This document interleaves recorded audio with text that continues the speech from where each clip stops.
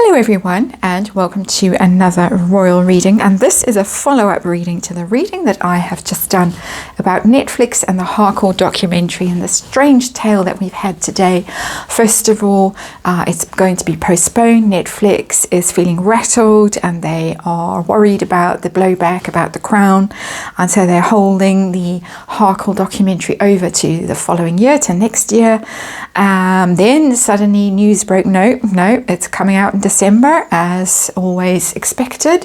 So I did a reading on that from Netflix's point of view, and it did look like they were worried, did look like they were thinking, doing research, they were considering their options. But the final card was a bit of a stunner. The Sun. It looked like we were going to get the documentary and it was going to do very well for Netflix, but that is of course from Netflix's point of view. So I am going to do a reading now from the Harkle's point of view, and we're going to see, are they going to be equally so pleased with this documentary? What is going on with them? And just to try and see both sides of the story, because of course they could go but Tiger King with it, and the Harkles might not be so thrilled with that. And I am using today the Halloween tarot because we are in Halloween season. Not a big deal here in South Africa, but it is, I know, elsewhere where many of my viewers are from, in countries where you are from, shall I say. So I do love this deck. I wish I could use it more often, and I do use it very inappropriately when we are nowhere near Halloween. But today I'm delighted to say I can really use it in Halloween season. And is it Halloween season for the Harkles or not? Is it going to be a great and glorious documentary that is going to enhance their reputation, or is it going to go down like a lead balloon? We shall see. I think we are done with the shuffling. I'm going to do a Celtic cross exactly as I did for Netflix. So another quite long reading. And using the Halloween tarot, see how this is going from the Harkle's point of view and what they're up to right now, how they feel about this. Allegedly it was so boring, then they were in a panic and they were trying to re-edit it and take out nasty things they said about William and Catherine and King Charles and Queen Camilla. So it goes. What is going on? We get the King of Imps. Imps of Wands, as you can see from this card, the King of Wands. Very creative, a very powerful card, very dynamic, very enthusiastic, very pleased with themselves. I think that right now they are very, very pleased with themselves. Whatever we are hearing, it looked like from the previous reading we were being played to a certain extent. This is very pleased. This is delighted, in fact. Follow me. I am the brilliant, the genius, the inspired King of Wands. So somebody in this is very pleased. It could be somebody herself, or it could be somebody himself, or it could be somebody Netflix. But is somebody very pleased, the King of Imps. So what is the situation with the Harkles right now and this thing? The Hierophant in reverse, that's the royal family in reverse, upending the royal family. Being rebellious, being vindictive, being wild, being difficult, not playing by the rules, upsetting your granny who was the Hierophant, the Taurus, the major arcana for for Taurus, just being negative, taking the low road instead of the high road. That is what they are doing with this documentary. Very clear.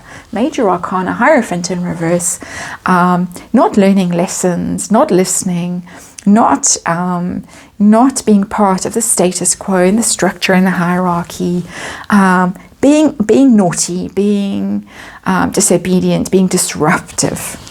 Pretty clear. What obstacles are they facing right now? What setbacks? What's crossing this card, this Hierophant in reverse? Well, strength. They're going to hold their nerve, basically, the strength card. This is their challenge, remember. And the challenge is to work together. Always for me it's a Harry and Meghan card. Well, not always, sometimes I read it slightly differently, but they've got to work together and they've got to focus on their strengths. They can't panic. They can't think, oh my word, we're going to lose everything. They really have to stick to their guns. I'm reading this from their point of view. You're all shaking your heads and saying, oh no, tut tut, all of that kind of thing. But this is from their perspective, that they've got to keep their nerve, they've got to hold their nerve, they've got to just stay the course with this, and try and endure that very strong feeling of that however they be feeling battered at the moment, and lots of negativity around them at the moment, very negative stories coming out about them, they have got to try and just stay the course with that. So what's going on behind the scenes with this documentary? What is going on? And there's 6 of bats, and bats are swords. It's interesting, that's a travel card, traveling away from your difficulties, and usually traveling quite long distances, traveling over water.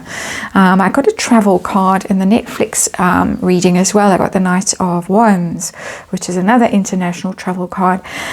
They are trying to put their difficulties behind them. They have been in trouble and they are trying to put that behind them. But I also get the idea that they may be going around behind the scenes and trying to pick up little bits of footage here and footage there, traveling to try and fix things. There is speculation that one of the problems that they're facing, and Netflix are facing, is that a lot of the footage doesn't actually belong to them. The footage they'd really like to use from the Jubilee, from the funeral, all of that stuff doesn't belong to them. So maybe doing some clandestine traveling to try and shoot more footage, to try and get stuff. But this is this idea of leaving our troubles behind and getting out of difficulty. And they have got themselves into quite a serious degree of difficulty all around the block, not just with this project, but their focus is, well, what is going on behind the scenes that we supposedly don't know about, is that they are trying to rescue themselves basically from the mess that they have got themselves into. What is their focus with this documentary at the moment? 2 of Ghosts, that's the 2 of Cups. They are trying to put on a united front as the 2 little lovebirds. It's the 2 of Cups. The 2 of Cups is the look at us, we're so in love. Aren't we sweet, aren't we dear? They are trying to portray themselves as that. So we're going to see that in this documentary.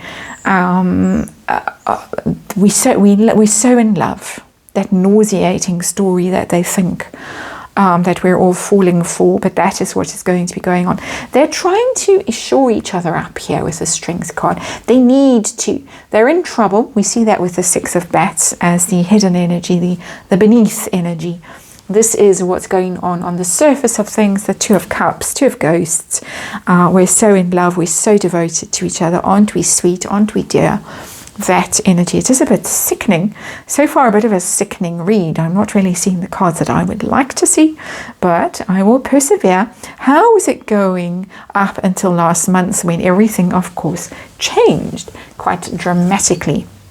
King of Bats, that's the King of Swords. It was going well. They had lots of ideas, a lot of clarity, a lot of purpose, a lot of direction, a lot of focus. They were pleased with themselves. They might have been dealing with people like lawyers and stuff like that. Just saying, King of Swords can have that energy of those kinds of people. Legal minds, those kinds of people, but also people who might be cobbling it all together in a way. You need to do this, you need to do that, in quite a rational and clear and focused way. I wouldn't say it's either of their minds. I don't think they're capable of that level of clarity and incisiveness. But things were going well. They were going well. Whatever tales to be heard about, oh, it's so boring and all the rest of it. Nah. What is coming up next? Harkle point of view. What is going to be happening next? We get the Devil. Haha. This is where it turns on itself. And I keep being told, look at the next underlying card. Just by the way, you can see the cards sitting over here. And we get the Fool in reverse. The Fool is being foolish, being reckless, being stupid, being made to look a fool, not able to start afresh. Just putting that out there. We'll put it back. We can move it closer. Don't always look at that next underlying energy, but I was told very clearly, have a look over there if you're in doubt about what's going on. The Devil card is not such a happy card for them to be coming up against in their near future. The Devil coming towards them, the Devil is lies, deception, anger, addiction, trouble, toxic, chained to the Devil, chained to each other. This idea that there's two little lovebirds, aren't we sweet? No, we're going to see the truth of the matter, of the relationship, how toxic it is, how dangerous it is, how duplicitous it is. Remember, tarot reading, entertainment purposes, all of that, just for entertainment purposes, just my opinion. And a disclaimer in the box below, I think I forgot. But there is always a disclaimer in the box below, and this is always my opinion, and it's always speculation. But it's going to be tricky for them. They might want to get away from this situation, out of this deal, but they can't. They are tied to it, can't escape it. A little bit of burning in hell going on there. Quite gratifying to see, because so far they seem to be getting away with murder, and I'm using that in a dramatic sense, not a real sense. How do they feel about the content they've produced, about what's going on?